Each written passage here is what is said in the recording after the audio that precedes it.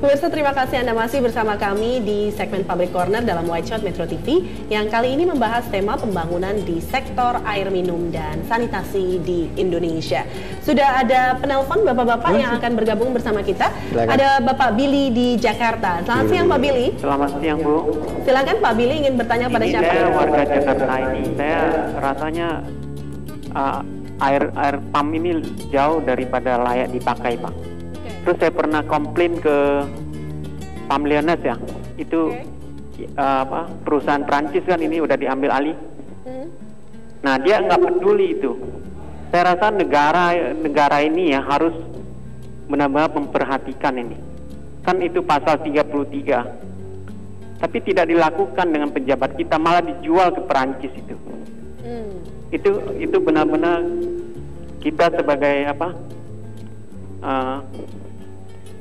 bagaimana ya, kita sebagai penerus bangsa ini, dia tidak peduli, air saja nggak becus, apalagi mau urus yang lain gitu. Jadi itu sarannya ya Pak Billy ya. Baik, terima kasih, kami tampung dan akan segera ditanggapi. Pak Imam mungkin ada tanggapan terhadap keluhan dari Pak Billy. Ini adalah problem di perkotaan ini. Betul, ya.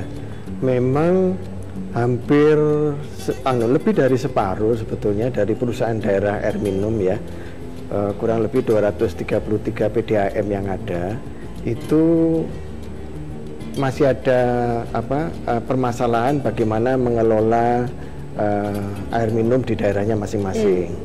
Seperti misalnya bagaimana supaya mengurangi kehilangan air gitu ya. Artinya banyak idle capacity dari PDAM itu sendiri.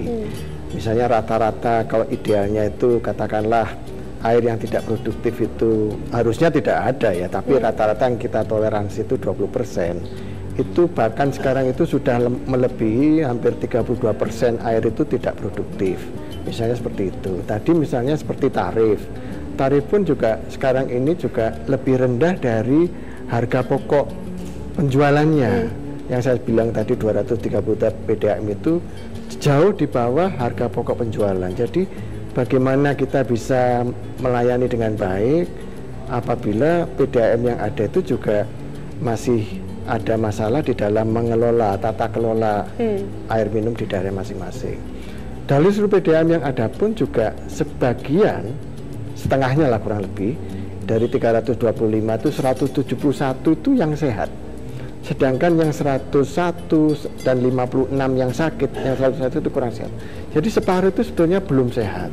Nah ini sebetulnya kita mengharapkan bagaimana 5 tahun ke depan itu supaya seluruh PDAM itu sehat lah gitu. Supaya juga akan melayani lebih baik kepada masyarakatnya gitu. Tapi PR-nya cukup besar Pak, karena jumlahnya setengahnya ya Pak. Iya, jadi memang mestinya antar PDAM itu juga bisa memberikan coaching gitu ya, mentoring lah katakanlah dari PDAM yang maju kepada yang sakit. Misalnya ini masalahnya tidak hanya di Jakarta ya, saya kira banyak di daerah pun juga yang tadi saya bilang paling tidak 157 PDAM itu masih sakit gitu ya, kurang sehat dan sakit.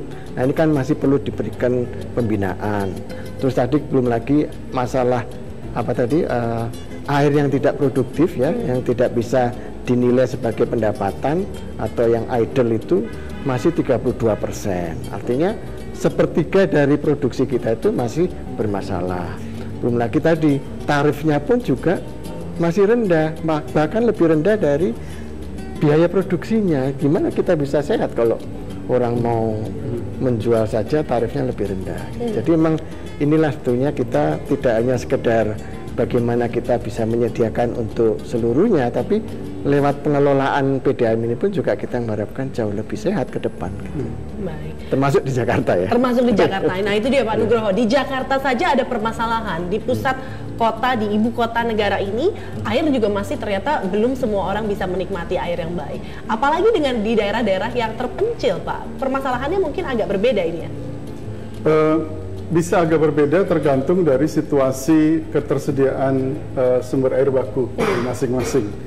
Ya, kalau Jakarta memang sudah menghadapi isu kesediaan air baku yang sangat serius, bahkan kalau tidak bisa saya bilang kritis sekarang ya, karena memang dibutuhkan besar sekali, kalau nggak salah per harinya itu mencapai sekitar 17 meter kubik per detik ya, itu harus disediakan.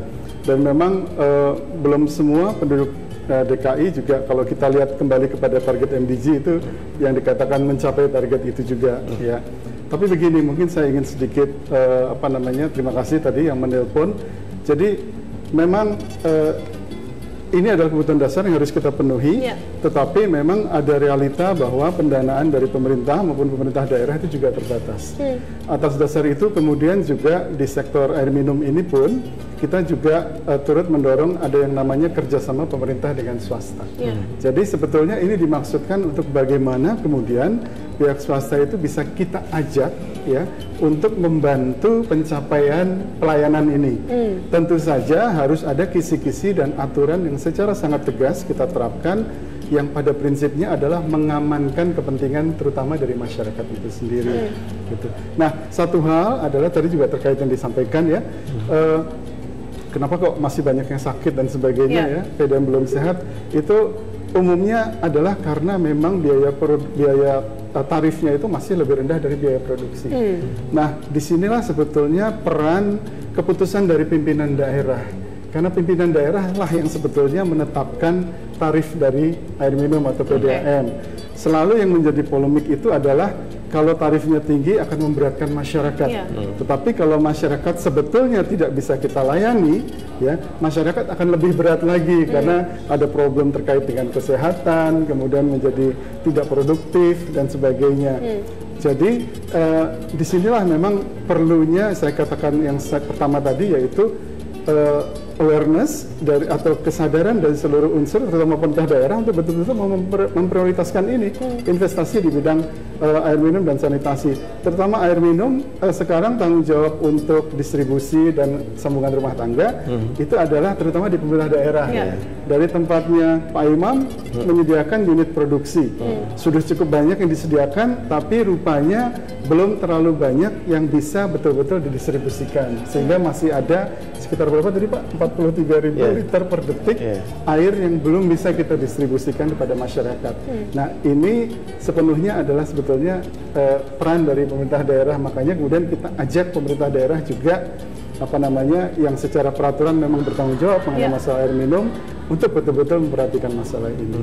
Nah, itu tadi awareness dari tentang pemerintah daerah. Awareness tentang masyarakat tentu saja juga perlu ditingkatkan ini ya Pak ya. Kita akan bahas usai jeda pariwara berikut ini. Pemirsa jangan kemana-mana, perbincangan menarik ini kami lanjutkan usai jeda sesaat lagi. Tetaplah bersama kami.